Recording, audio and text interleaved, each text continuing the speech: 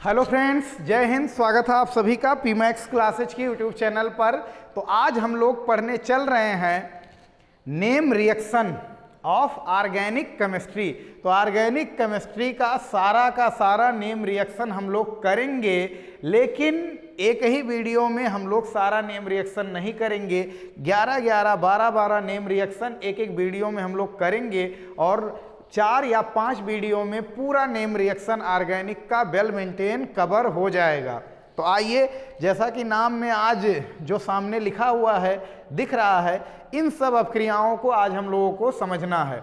ठीक है, तो सबसे पहले हम लोग पढ़ेंगे कौन सी अपक्रिया? डार्जन अपक्रिया। एक मिनट तार थोड़ा सा। हाँ, तो वेलकम बैक। तो हम लोग इन सब अपक्रियाओं के बारे में आज पढ़ने वाले हैं। तो सबसे पहली अपक्रिया है डार्जन अपक्रिया। क्या है डार्जन अपक्रिया? जब किसी एल्कोहल की, यह है एल्कोहल, जब किसी एल्कोहल का रिएक्शन कराया जाता है SOCl2 से, जिसका नाम है थायोनिल क्लोराइड। और वीडियो भी लंबा नहीं रखना है, इसीलिए 10 से 11 रिएक्शन हम लोगों को एक वीडियो में करने हैं। तो जब किसी एल्कोहल का रिएक्शन कराया जाता है थायोनिल क्लोराइड से, और वो भी किसकी उपस्थिति में? तो क्लोराइड से कराया जाता है पिरीडीन की उपस्थिति में। किसकी उपस्थिति में? पिरीडीन की उपस्थिति में। तो होता क्या है, इसको इस तरह से हम लोग समझ सकते हैं, CH3OH, और इसको सेपरेट कर लिया करो। ये यहाँ पर Cl लगा दो, यहाँ पर Cl, ये दोनों मिलकर बनाएंगे क्या? तो ये दोनों मिलकर बनाएंगे CH3Cl, यानी हेलो एल्केन बनाएंगे। एल्किल हैलाइड बनाएंगे या हेलो एल्केन बनाएंगे। तो ये हेलो एल्केन बनाने की भी एक विधि है। और H और Cl मिलकर बना लेते हैं क्या? HCl। आप लोग सामने लिखिएगा। और कौन सी गैस मिलती है? तो SO2 गैस मिलती है। सल्फर डाइऑक्साइड गैस हमें प्राप्त होती है। तो जब किसी एल्कोहल की अपक्रिया हम लोग कराते हैं थायोनिल क्लोराइड से SOCl2 से पिरीडीन की उपस्थिति में, तो हमें प्राप्त होता है हेलो एल्केन और HCl प्राप्त होता है, साथ ही साथ सल्फर डाइऑक्साइड गैस हमें प्राप्त होती है। तो ये था डार्जन अपक्रिया, इंपॉर्टेंट पहली अपक्रिया। अब हम लोग पढ़ेंगे, तो इसको नोट करते चलें, स्क्रीनशॉट लेते रहें। दूसरी अपक्रिया पढ़ेंगे। कौन सी अपक्रिया है दूसरी अपक्रिया? बुर्टज अपक्रिया, बुर्टज रिएक्शन, बुर्टज अपक्रिया। क्या होता है? जब किसी हेलो एल्केन का, यानी CH3CH2Cl, और ये फिर क्या है? CH3CH2Cl। जब किसी हेलो एल्केन के 2 मोल यानी 2 अणु का रिएक्शन कराते हैं 2Na से, सोडियम से रिएक्शन कराते हैं। किससे रिएक्शन कराते हैं? सोडियम से। तो ये सेकेंड रिएक्शन चल रहा है। सोडियम से रिएक्शन कराते हैं, वो भी शुष्क ईथर की उपस्थिति में, शुष्क ईथर की उपस्थिति में। तो क्या होता है, यहाँ पर ये 2 Na और 2 Cl मिलकर बना लेते हैं 2NaCl, ये अपना सह उत्पाद है। और फिर हमें प्राप्त होता है उच्चतर एल्केन। यहाँ का बंध टूटा है, यहाँ का बंध टूटा है, इन दोनों के बीच में एक नए बंध का फॉर्मेशन हो जाएगा, निर्माण हो जाएगा, और बनेगा क्या? CH3CH2 और फिर क्या? CH3, यानी उच्चतर एल्केन हमें प्राप्त होता है। कैसा एल्केन? हायर एल्केन, उच्चतर एल्केन हमें प्राप्त होता है। तो जब हम लोग किसी हेलो एल्केन का रिएक्शन कराते हैं सोडियम से शुष्क ईथर की उपस्थिति में, तो हमें प्राप्त होता है उच्चतर एल्केन। उच्चतर एल्केन कहने का सेंस क्या है? यहाँ पर हेलो एल्केन में, एक हेलो एल्केन में कितने कार्बन हैं? 2 कार्बन। तो यहाँ पर जो हमें एल्केन मिल रहा है उसमें कितने कार्बन मिल रहे हैं? 4 कार्बन। बात समझ में आई? तो ये है कौन सी अपक्रिया? इस अपक्रिया को हम लोग नाम जानते हैं बुर्टज अपक्रिया के नाम से। एक मिनट देख लें, सब कुछ सही चल रहा कि नहीं? हाँ, चल रहा, सब कुछ सही है। Yes, correct. फिर हम लोग पढ़ेंगे तीसरा, फ्रैंकलैंड अपक्रिया। फ्रैंकलैंड अपक्रिया में भी हेलो एल्केन का रिएक्शन होगा शुष्क ईथर की उपस्थिति में, लेकिन यहाँ मटेरियल चेंज हो जाएगा। यहाँ मटेरियल आ जाता है जिंक। तो क्या होने वाला है CH3CH2Cl, यहीं पर यहाँ पर हेलो एल्केन ले सकते हैं हम लोग। नाम है इसका IUPAC नाम अगर देखोगे तो क्लोरोएथेन इसको बोलेंगे। क्या बोलेंगे? क्लोरोएथेन। हम यहाँ पर और भी बड़ा कार्बन चेन लेकर चल सकते हैं। तो यहाँ भी 2 मोल यानी 2 अणु हेलो एल्केन का हम इस्तेमाल करते हैं और 2ZN से रिएक्शन कराते हैं। आप ब्रोमीन भी लेकर चल सकते हैं। In the present of dry ether, शुष्क ईथर की उपस्थिति में। तो शुष्क ईथर की उपस्थिति में फिर यहाँ से क्या होता, अगर इस जिंक को हम लोग ऐसा लिख दें तो कोई हर्ज नहीं है। अब क्या होगा, यहाँ से एक जिंक दोनों क्लोरीन के साथ रिएक्शन करके या दोनों ब्रोमीन के साथ रिएक्शन करके क्या बना लेने वाला है, ZnCl2। और फिर ये जिंक जाकर जुड़ जाएगा। तो जोड़ने के कई तरीके हैं, चाहे आप इस तरह से लिख सकते हैं CH3CH2 जिंक और फिर क्या यहाँ पर CH2 और फिर क्या CH3। तो ये एथिल है, ये भी एथिल है और एथिल कितनी बार है, 2 बार है। तो नाम इसका है डाई एथिल जिंक। क्या नाम है? Die ethyl zinc.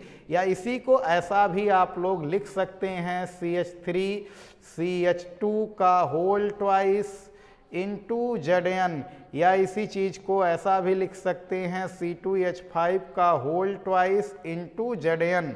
तो ये भी एकदम बुर्च अभिक्रिया की तरह भी ये भी रिएक्शन है, लेकिन यहाँ पर हमें क्या मिलता है, डाई एथिल जिंक प्राप्ति होती है। डाई एथिल जिंक प्राप्त होता है, डाई एथिल जिंक की प्राप्ति होती है। ये हमें मिल गया डाई एथिल जिंक। तो ये अपनी 3 अपक्रियाएं हो चुकी हैं कवर। कौन कौन सी? डार्जन अपक्रिया, और दूसरी बुर्च अपक्रिया, तीसरी कौन सी अपक्रिया, फ्रैंकलैंड अपक्रिया में जिंक आएगा, शुष्क ईथर रहेगा। बुर्च अपक्रिया में सोडियम को रखना है, शुष्क ईथर तो इसमें भी रहेगा, इसमें उच्चतर एल्केन मिलेगा, इसमें हम लोगों को मिल जाएगा डाई एथिल जिंक। कोई मायने नहीं है डाई एथिल जिंक ही मिले, डाई प्रोपिल जिंक मिल सकता है, डाई ब्यूटिल जिंक मिल सकता है। आप कितनी बड़ी चेन लेकर चलते हैं, डाई मेथिल जिंक मिल सकता है। तो ये इसको स्क्रीनशॉट ले सकते हैं या वीडियो पॉज करके रिएक्शन नोट करते हुए चल सकते हैं और याद करते हुए चल सकते हैं। अब आ जाइए चौथे रिएक्शन पर। चौथा रिएक्शन है हाफ मान अपक्रिया। तो हाफ मान अपक्रिया एक बार फिर हम लोग पढ़ेंगे। अभी यहाँ पर हाफ मान अपक्रिया हम लोग पढ़ रहे हैं, हेलो एल्केन के लिए पढ़ रहे हैं। तो जब किसी हेलो एल्केन का रिएक्शन होता है अमोनिया से, जब किसी हेलो एल्केन का रिएक्शन होता है किससे, अमोनिया से, तो बनता है एमीन बनता है। और अगर ये रिएक्शन हम लोग बार बार करते चलें तो 1 degree amine, 2 degree amine, 3 degree amine और चतुर्थक अमोनियम क्लोराइड लवण भी बनता है। तो ये है हाफ मान अपक्रिया। फिर हम लोग हाफ मान अपक्रिया में एक बार और पढ़ेंगे हाफ मान ब्रोमामाइड निम्नीकरण अपक्रिया। तो उसको यहाँ पर हम लोग नहीं पढ़ रहे हैं, वो भी एमीन बनाने की ही विधि है, लेकिन वहाँ उस रिएक्शन को हम लोग फिर से पढ़ेंगे। उसमें मटेरियल कुछ अलग रहते हैं, अभिकारक कुछ अलग रहते हैं, इसमें अभिकारक कुछ अलग हैं। तो इसीलिए आइए स्टार्ट करते हैं हाफ मान अपक्रिया। क्या है हाफ मान अपक्रिया? ये है अपना हेलो एल्केन और ये है अपना अमोनिया। भाई साहब क्या होता है, यहाँ पर ये H और ये Cl आपस में रिएक्शन करके बना लेते हैं क्या, तो बनाते हैं HCl बनाते हैं। और हमें प्राप्ति किसकी हुई, ये NH2 जाकर यहाँ जुड़ जाएगा तो क्या बनेगा, CH3NH2 बनेगा। इसको बोलते हैं 1 डिग्री एमीन। 1 डिग्री एमीन का मतलब जो ये NH2 ग्रुप है, NH2 का जो N है वो डायरेक्ट एक कार्बन से जुड़ा है, इसीलिए इसको बोलते हैं प्राथमिक एमीन या प्राइमरी एमीन बोलते हैं, 1 डिग्री एमीन। फिर से अगर हम इस 1 डिग्री एमीन का रिएक्शन करा दें फिर से किससे, अगर फिर से हम लोग रिएक्शन इसका करा दें हेलो एल्केन से CH3Cl से, फिर से हेलो एल्केन से करा दें तो फिर ये H प्लस और Cl माइनस मिलकर बना लेंगे, फिर वही चीज़ HCl बनाएंगे और ये CH3 जाकर जुड़ जाएगा NH से, तो बनेगा क्या, CH3NH और फिर क्या, CH3। अब यहाँ पर ये भी एमीन है मगर इसको बोलते हैं हम लोग 2 डिग्री एमीन। कौन सा एमीन बोलते हैं, 2 डिग्री एमीन। फिर से इस 2 डिग्री अमीन का रिएक्शन अगर हम लोग करा दें किससे, इसका रिएक्शन फिर से हेलो एल्केन से करा दें, तो फिर वही चीज़ अगर इसको हम लोग ऐसा लिखें तो क्या होगा, ये हाइड्रोजन और ये क्लोरीन आपस में रिएक्शन करके बना लेंगे HCl, और फिर ये CH3 जाकर जुड़ जाएगा नाइट्रोजन से, तो बनेगा क्या, CH3N। यहाँ पर CH3 था ही, और एक CH3 चाहे ऊपर चाहे नीचे और जोड़ दो, और यहाँ पर जो नाइट्रोजन है वो 3 कार्बन एल्किल समूह से जुड़ा है, डायरेक्ट 3 कार्बन से जुड़ा है, इसीलिए ऐसे अमीन को हम लोग बोलते हैं 3 डिग्री अमीन। अभी भी ये रिएक्शन आगे हो सकता है, यानी अगर इसका रिएक्शन हम लोग फिर से करा दें CH3, इसका रिएक्शन अगर हम लोग फिर से करा दें हेलो एल्केन से, तो अब आप कहेंगे कि इसके लिए देने के लिए हाइड्रोजन तो नहीं है, तो फिर कैसे काम बनेगा, तो फिर अब ऐसे काम बनेगा, इसके पास अभी भी एक लोन पेयर है, इसके पास अभी भी क्या है, लोन पेयर है। पहले कौन भाग ले रहे थे, हाइड्रोजन, अब लास्ट में कौन भाग लेगा, ये लोन पेयर। ये लोन पेयर क्या करेगा, ये लोन पेयर इस पर होता है आंशिक ऋणावेश, इस पर होता आंशिक धनावेश, तो ये लोन पेयर इसको अपना इलेक्ट्रॉन देगा और इसके साथ बंध बनाएगा, तो ये क्या करेगा, इस बंध को प्रतिकर्षित करेगा, यानी ये दोनों इलेक्ट्रॉन कौन लेकर अलग हो जाएगा, क्लोरीन, और क्लोरीन पर आ जाएगा पूरी तरह से माइनस, और नाइट्रोजन पर आएगा प्लस, यानी अब नाइट्रोजन के पास कितने बंध हो जाएंगे, तो 4 बंध हो जाएगा, और इस बंध को हम लोग दिखाने वाले हैं इस तरह से, और इस पूरे पर आ चुका है प्लस, और ये प्लस किसका है, तो नाइट्रोजन का है, क्योंकि नाइट्रोजन ने 2 इलेक्ट्रॉन दिया है, इलेक्ट्रॉन त्यागा है, तो इलेक्ट्रॉन त्यागने के कारण इस पूरे स्पीशीज पर आ गया प्लस, और क्लोरीन माइनस है, तो फिर यहाँ पर इसको हम यहाँ पर लगा सकते हैं, और इसको बोलते हैं चतुर्थक अमोनियम क्लोराइड लवण बोलते हैं, इसको बोलते हैं चतुर्थक अमोनियम क्लोराइड लवण। तो ये है एमीन बनाने की हाफमान अपक्रिया। हाफमान अपक्रिया द्वारा हम लोग क्या बनाते हैं, एमीन बनाते हैं।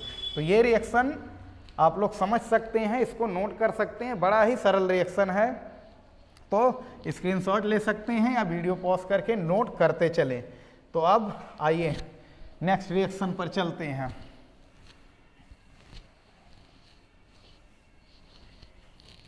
नेक्स्ट रिएक्शन है अपना स्वार्ट अपक्रिया। 1 मिनट और फिर देख लिया जाए, हाँ चल रहा है।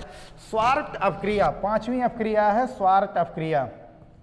तो जब किसी हेलो एल्केन का रिएक्शन हम लोग कराते हैं AgF से,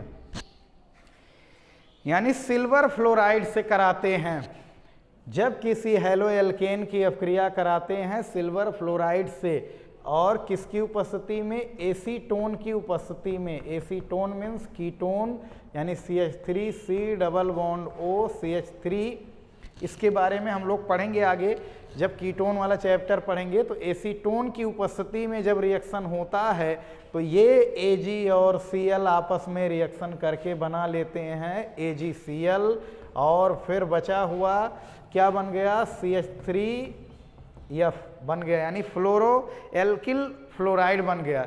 यानी एल्किल फ्लोराइड यानी फ्लोरो एल्केन बनाने की ये विधि है स्वार्ट अपक्रिया। बात समझ में आई। तो जब किसी हेलो एल्केन की अपक्रिया हम लोग कराते हैं AgF से, तो फ्लोराइड यौगिक बनाने की ये विधि है। 6वां एकदम सेम रिएक्शन इसी तरह से, और भी आगे आप लोग क्रिया करवा सकते हैं, CH3CH2Cl लेकर AgF से रिएक्शन करवा सकते हैं, और भी बड़ा कार्बन चेन ले सकते हैं। फिंकेलस्टाइन अपक्रिया भी कुछ इसी तरह से है, बस केवल अंतर होता है CH3Cl, यहाँ पर CH3Br का रिएक्शन आप लोग करा सकते हैं, किससे, AgF से in the present of acetone. और CH3I की अपक्रिया में उत्प्रेरक की या अभिकर्मक की आवश्यकता नहीं होती है, क्योंकि CH3I थोड़ा सा ज़्यादा सक्रिय होता है, तो वो रिएक्शन अपने आप संपन्न हो जाता है। ये CH3Cl की रिएक्शन हम लोग जब कराते हैं पोटेशियम आयोडाइड से एसीटोन की उपस्थिति में, तो हमें क्या प्राप्त होता है, तो हमें प्राप्त होता है आयोडो एल्केन। क्या प्राप्त होता है, CH3I और क्या मिला, KCl पोटेशियम क्लोराइड मिलता है। और इस अपक्रिया को हम लोग बोलते हैं फिंकेलस्टाइन अपक्रिया। तो फिंकेलस्टाइन और स्वार्ट अपक्रिया में मामूली सा अंतर है, एसीटोन दोनों में रहने वाला है, एसीटोन की उपस्थिति में दोनों अपक्रियाएं होती हैं, मगर यहाँ AgF का रिएक्शन कराते हैं हेलो एल्केन से, यहाँ पोटेशियम आयोडाइड का रिएक्शन कराते हैं किससे, हेलो एल्केन से। और हेलो एल्केन में कौन कौन सा हेलो एल्केन हम लोग लेकर चलेंगे, CH3Cl और क्या CH3Br का रिएक्शन भी आप लोग सिमिलरली करवा सकते हैं पोटेशियम आयोडाइड से। कुछ नहीं होने वाला है, केवल जहाँ KCl है वहाँ KBr बन जाएगा। Are you sure? तो ये था स्वार्ट अपक्रिया और फिंकेलस्टाइन अपक्रिया, तो इसको नोट कर सकते हैं, स्क्रीनशॉट लेते रहें। नेक्स्ट है अपने पास सैंड मेयर अपक्रिया। सैंड मेयर अपक्रिया बड़े ही काम की, सैंड मेयर अपक्रिया। तो इसमें हम लोग अभिकारक के रूप में लेते हैं BDC। किसका प्रयोग करते हैं, BDC। तो BDC क्या है, benzene diazonium chloride, N2 पर माइनस, N2 पर प्लस, Cl पर क्या होता है, माइनस। ये है BDC, benzene diazonium chloride, इसका नाम है बेंजीन डाई एजोनियम क्लोराइड। जब इसका रिएक्शन हम लोग कराते हैं HCl से, किससे कराते हैं, HCl से, वो भी किसकी उपस्थिति में, CuCl2 की उपस्थिति में। तो क्या होता है, यहाँ पर ये H और ये Cl आपस में रिएक्शन करके बना लेते हैं HCl। क्या बना लेते हैं, HCl। जब BDC यानी बेंजीन डाई एजोनियम क्लोराइड इसको बोलते हैं, इसका रिएक्शन हम लोग कराते हैं HCl से CuCl2 की उपस्थिति में, तो फिर बन जाता है HCl और ये क्लोरीन जाकर यहाँ पर जुड़ता है, साथ ही साथ हमें नाइट्रोजन गैस भी मिलती है और ये क्लोरीन जाकर जुड़ जाता है रिंग के ऊपर, तो हमें प्राप्त हो जाता है क्या, क्लोरोबेंजीन। क्या मिलता है, क्लोरोबेंजीन, यानी हम लोगों को मिलता है हेलोबेंजीन या हेलो एरीन मिलता है। एरोमेटिक कंपाउंड अगर हमें निर्माण करना है तो हम लोग सैंड मेयर अपक्रिया इस्तेमाल करते हैं। यही रिएक्शन N2Cl, इस पर है प्लस, यहाँ पर है माइनस, और क्या होने वाला है, ये रिंग है बेंजीन रिंग, इसका रिएक्शन आप लोग करवा सकते हैं HBr से, किसकी उपस्थिति में, Cu2Cl2 की उपस्थिति में, Cu2Br2 की उपस्थिति में। तो फिर ये H और ये Cl आपस में रिएक्शन करके क्या बना लेने वाले हैं, HCl, और यहाँ से नाइट्रोजन गैस भी अलग हो जाएगी और ये Br ब्रोमीन जाकर चिपक जाएगा बेंजीन रिंग के ऊपर जहाँ से नाइट्रोजन और क्लोरीन निकले हैं। तो ये बनेगा अपना ब्रोमोबेंजीन। क्या बनेगा, ब्रोमोबेंजीन। ब्रोमोबेंजीन की प्राप्ति होती है। और ये दोनों अपक्रियाएं कौन सी अपक्रियाएं हैं, सैंड मेयर अपक्रिया। तो सैंड मेयर अपक्रिया हम लोग इस्तेमाल करते हैं हेलो एरीन के निर्माण के लिए। और हमें कौन सा गैस प्राप्त होता है, नाइट्रोजन गैस, इस्तेमाल करते हैं BDC का। तो इसको हम लोग मिटा रहे हैं, स्क्रीनशॉट ले सकते हैं या वीडियो पॉज करके नोट कर सकते हैं। सेम रिएक्शन है गाटरमान अपक्रिया। 8वीं अपक्रिया है, एकदम सिमिलर, कुछ नहीं करना है। यहाँ पर फिर वही BDC का हम लोगों को प्रयोग करना है, N2Cl, इस पर प्लस, इस पर माइनस। इसका रिएक्शन हमें फिर वही करवाना है HCl से, और फिर N2Cl को लेकर चलना है। इसका रिएक्शन हम लोगों को करवाना है HBr से। बस केवल अब की बार फर्क क्या रहेगा, यहाँ पर उत्प्रेरक का हम लोग प्रयोग करेंगे, केवल और केवल किसका प्रयोग करने वाले हैं, कॉपर का। उत्प्रेरक के रूप में केवल और केवल किसका प्रयोग करने वाले हैं, कॉपर का। तो गाटरमान अपक्रिया और सैंड मेयर अपक्रिया में जरा सा डिफरेंस है। यहाँ Cu2Cl2 लेकर चले थे, यहाँ Cu2Br2 लेकर चले थे, यहाँ केवल और केवल Cu लेकर चलेंगे। ये H प्लस और Cl माइनस आपस में मिलकर बनाएंगे क्या, HCl और कौन सी गैस अलग हो जाएगी, नाइट्रोजन गैस। फिर वही चीज़ यहाँ पर भी होने वाला है, ये H और Cl माइनस मिलकर बनाएंगे क्या, HCl और नाइट्रोजन गैस अलग हो जाने वाली है। रिंग से कौन जाके डायरेक्ट जुड़ जाएगा, ब्रोमीन। रिंग से कौन जाकर जुड़ जाएगा, तो रिंग से जाकर जुड़ जाने वाला है क्लोरीन, क्लोरोबेंजीन बना और क्या बना, ब्रोमोबेंजीन। नाम अभी पिछले रिएक्शन में हम लोग लिखे थे। और this is BDC, benzene diazonium chloride. ये है बेंजीन डाई एजोनियम क्लोराइड। लेकिन दोनों रिएक्शनों में बेस्ट मेथड कौन है हेलोएरिन बनाने का, तो सैंडमेयर अपक्रिया थोड़ा सा ज़्यादा अच्छा है। उससे जो उत्पाद की प्राप्ति होती है, उत्पाद अधिक प्राप्त होता है। तो गाटरमान अपक्रिया की तुलना में सैंडमेयर अपक्रिया थोड़ा सा ज़्यादा बेस्ट है। बात समझ में आई? तो ज़्यादा बेस्ट अपक्रिया है कौन सा, सैंडमेयर अपक्रिया। तो इसको नोट कर सकते हैं, स्क्रीनशॉट ले सकते हैं। अब नेक्स्ट रिएक्शन है अपने पास फिशर एस्टरीकरण। क्या है फिशर एस्टरीकरण? फिशर एस्टरीकरण नौवां है, यस। फिशर एस्टरीकरण में जब हम लोग किसी एल्कोहल का रिएक्शन कराते हैं जो कि क्षारीय नेचर का होता है, और इसका रिएक्शन कराते हैं किसी कार्बोक्सिलिक एसिड से, यानी जब हम लोग एल्कोहल का रिएक्शन कराते हैं एसिड से, वो भी किसकी उपस्थिति में, सांद्र H2SO4 की उपस्थिति में, तो होता क्या है, यहाँ से ये H और ये OH आपस में मिलकर बना लेते हैं जल। क्या बना लेते हैं, जल। और यहाँ का एक बंध टूटा है, एक बंध इस कार्बन का टूटा है, ये दोनों आपस में बंध बना लेंगे तो क्या बनने वाला है, CH3O। ये तो इधर वाले का है, O से कौन जुड़ेगा, ये वाला C जाकर जुड़ेगा, C डबल बॉन्ड O, और यहाँ पर क्या हो जाने वाला, CH3। ये कौन है, ये है एस्टर। क्या बनता है, एस्टर और जल बनता है। तो जब किसी एल्कोहल का रिएक्शन हम लोग कराते हैं किससे, ये है एल्कोहल, एल्कोहल का रिएक्शन कराते हैं एसिड से, वो भी सांद्र H2SO4 की उपस्थिति में, तो हमें प्राप्त होता है एस्टर और जल। और इस अपक्रिया को हम लोग किस नाम से जानते हैं, फिशर एस्टरीकरण अपक्रिया के नाम से जानते हैं, यानी एस्टर प्राप्त करने की एक विधि है। 10वां हम लोगों को पढ़ना है विलियमसन संश्लेषण, विलियमसन ईथर संश्लेषण अपक्रिया। इसमें क्या होता है, इसमें फिर वही जब किसी एल्कोहल का रिएक्शन, जब किसी एल्कोहल का रिएक्शन हैलोएल्केन की उपस्थिति में, हैलोएल्केन की उपस्थिति में किसी क्षार से कराते हैं, तो हमें प्राप्त होता है, क्या प्राप्त होता है, तो हमें प्राप्त होता है ईथर।